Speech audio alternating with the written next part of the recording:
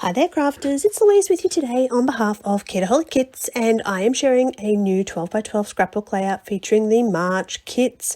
How quickly the year is flying by, we're into March already. This is my first layout for the month, so what I want to do first is create a little bit of a swatch of what these colours actually look like from the mixed media kit. And this is a little tip that I picked up from my local scrapbook store.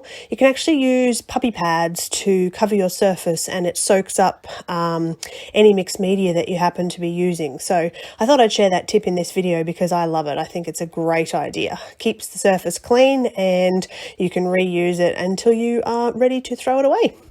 So, in this month's kit, we have lots of fun stuff to play with, including these gorgeous frames, and that's what I'm going to focus on today, is using the frame to essentially create a frame around my photo.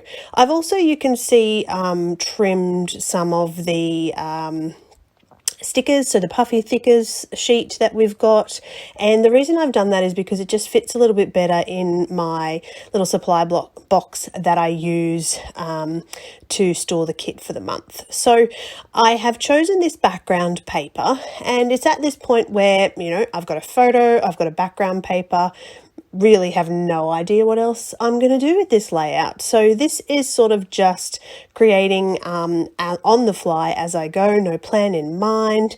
You can see I'm working with some paper layers, so I'm going to pop a little strip behind there as well.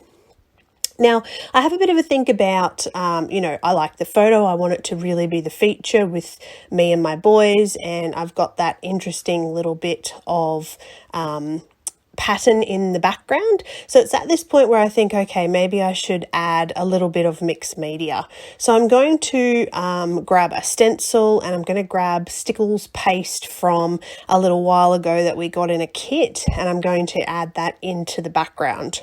Once that's dry, I'm then going to use some of the sprays that came, so the Lindy sprays were the mixed media kit, and I'm going to use those just to add splatter to bring the colours that I'm going to embellish with through that Stickles glitter paste.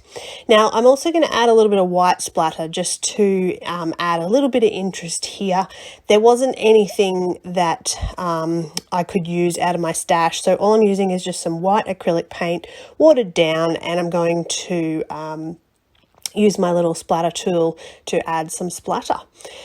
So once I put that aside and everything's dry, it's really just a matter of attaching this layout together, doing a little bit of the embellishing, you know, making sure that I'm happy with how it looks. So I decide that I need sort of that triangle of cluster area of interest. So I need to add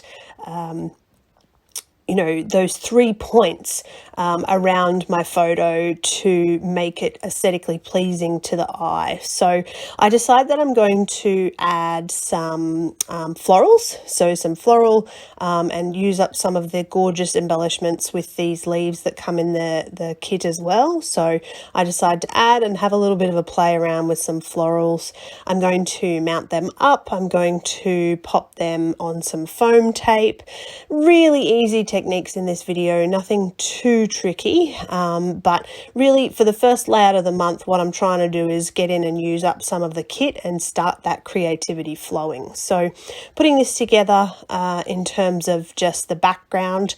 Now, for each month, as part of the design team, we get given a not a task that we have to achieve, but some little hints and tips of things that we can do to hopefully inspire you subscribers and those out there in the digital crafting world in ways that you can utilize these kits.